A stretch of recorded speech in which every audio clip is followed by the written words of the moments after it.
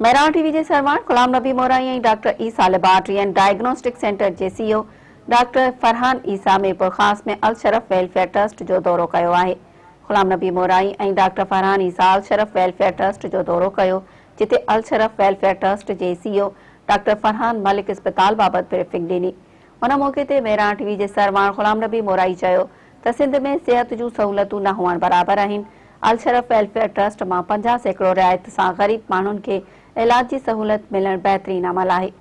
गुलाम Nabi mori चयो त अहिड़ियूं सहूलतूं बहिराड़ी में हुजण घुर्जनि। अल शरफ वेलफेयर ट्रस्ट जी कोशिशुनि सां मीरपुर ख़ास जे बहिराड़ी सां तालुक़ रखंदड़नि खे पिणु फ़ाइदो थिए थो। फरहान मलिक खे जस ॾियां थो, जंहिं ग़रीब अवाम जी ख़िदमत लाइ हिकु बहितरीन सेंटर क़ाइमु कयो आहे।